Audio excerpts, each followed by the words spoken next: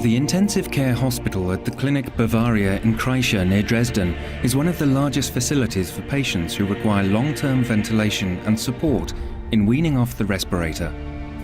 It is a specialized hospital for the chronically and critically ill. The number of chronically and critically ill patients is growing rapidly due to developments in medicine and technical advances, which are constantly increasing the survival rate of seriously ill patients. At the intensive care hospital in Kreischa, all the necessary options are available to best treat chronically and critically ill patients. Worldwide, there are just a few clinics which offer the same capacity of respiratory places.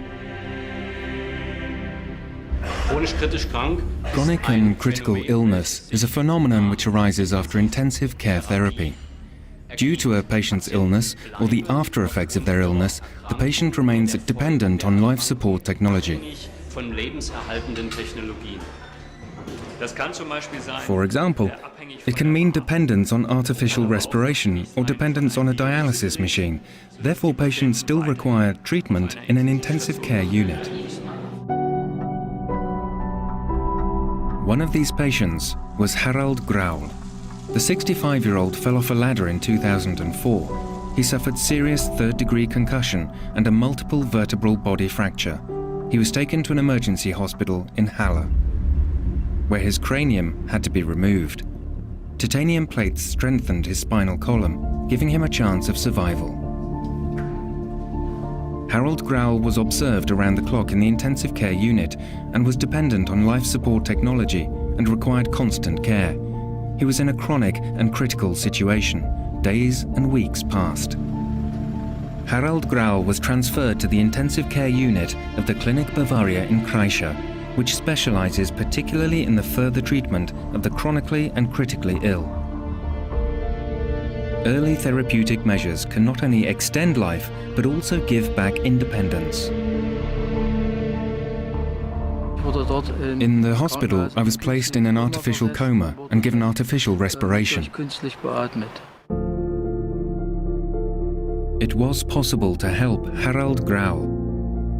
It is just like escaping from a world dominated by a loss of speech and a loss of breath.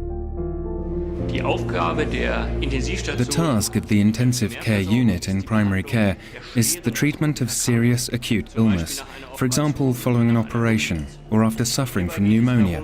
It's about saving and maintaining the patient's life. Serious acute illness can result in after effects and complications. It is essential to treat these complications here in our intensive care unit and to improve the function of the patient.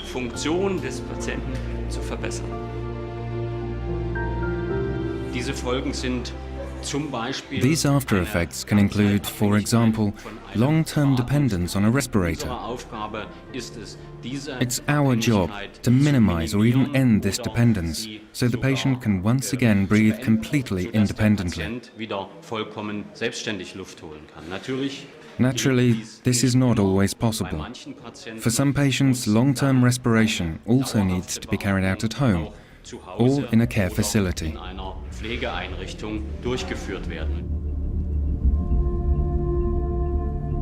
The KLINIK Bavaria specializes in the long-term treatment and rehabilitation of the seriously ill.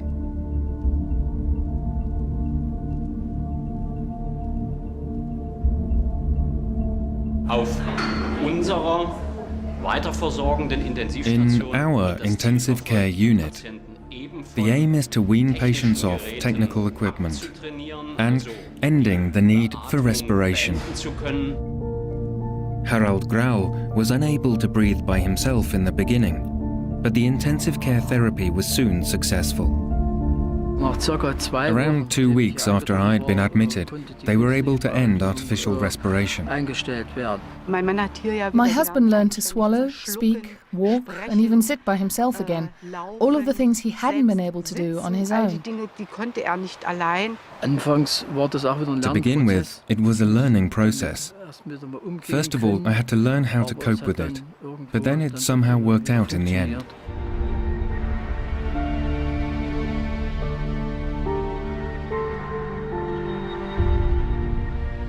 acute illness can often result in damage to the kidneys.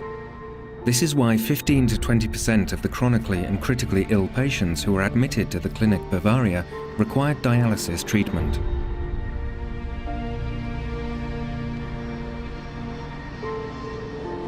Wounds are also a problem for the chronically and critically ill. These complications usually occur after more serious operative procedures or following injury. Therefore, the treatment of wounds in the clinic's intensive care unit is an important area of activity. Multi-resistant bacteria are also a frequent problem for the chronically and critically ill.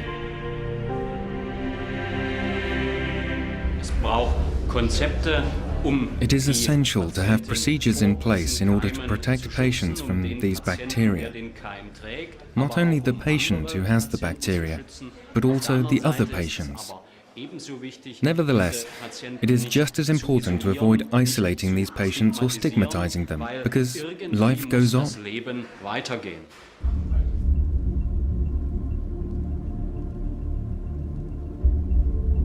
Of course, the clinic has all the necessary medical diagnostic procedures at its disposal, which are essential for the treatment of the chronically and critically ill.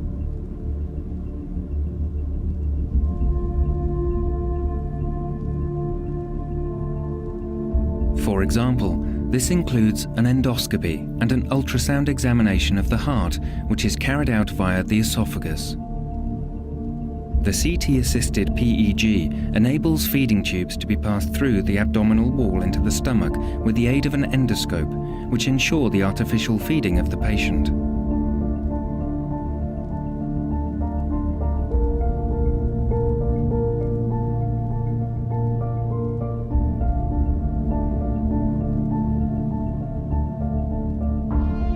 Lying down for long periods of time causes regular muscle wastage and general weakness in chronically and critically ill patients.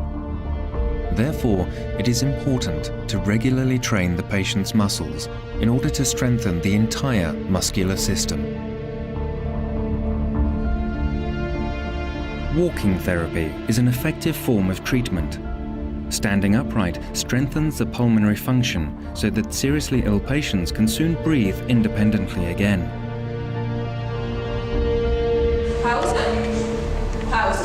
Hinsetzen oder im Stehen? Im Stehen. Walking therapy also contributed to the success in the treatment of Harald Grau. He spent many hours training in order to recover bodily and pulmonary function. I had to learn to walk again with the help of the therapists, who gave me a great deal of support. However, doctors, therapists and nurses are not always so successful. For a small number of patients, they are unable, despite all of their skills and technical support, to help them return back to their old life. For some patients, the illness is so serious that it is not possible to preserve life. In these situations, appropriate, suitable medical and care treatment must be guaranteed.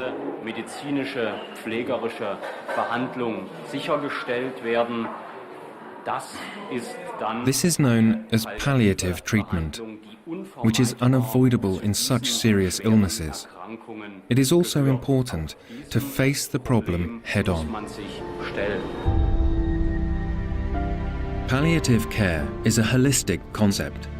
It involves the relief of symptoms, the reduction of the accompanying symptoms of the illness, and caring for them until they die. It also includes the care of family members. The palliative team at the KLINIK Bavaria consists of 18 active members. They look after and care for terminally ill patients. I think that palliative care is very important. Dying is also part of the journey through life, and everyone should have the right to be accompanied on this journey, to be accompanied with dignity. Just as people have lived their lives, they should also be able to experience their last moments individually and in accordance with their wishes. However, many patients do succeed in finding their way back to a normal life. This requires great effort. They must not give up on themselves. It requires the self-sacrificing effort of the family. And even for the staff, it is always a new challenge dealing with difficult events and making decisions, as well as coming to terms with them. From experience, an illness is always a turning point in life. The more serious an illness is, the bigger the turning point and the bigger the shock. The main challenge is to come to terms with it. It is difficult for patients, and sometimes even more difficult for the relatives and the staff. I see my main task as being there and providing support. You must remember that it scares the patient to think about what they have to face and what they're experiencing. Therefore, it's important to give them the chance to say what's on their mind, particularly when they sometimes don't have the courage to tell their relatives because they don't want to become a burden. So they don't have anyone, apart from us, who they can talk to and who they can trust, where they can maybe even shout and where they can also complain about God and where they can express their anguish. Harold Graul owes his life to the medical and technical advances available for the chronically and critically ill. After 4 months, he was able to leave the clinic in good health. Yes, I now have a second birthday which I lived to the full. That was a fresh start when I was able to go home, as I was discharged from here. Ultimately, that is the aim of the treatment of chronically and critically ill patients. Giving them back their quality of life as far as possible, so they can once again live their lives at home or in a care home. Making this a reality is the special task of the KLINIK Bavaria. This institution is a tribute to the rapid medical and technical progress which is taking place at the highly sensitive area of man, machine and medicine. The intensive care hospital has also assumed a small part of social responsibility. In the future, the demands will continue to grow due to medical advances.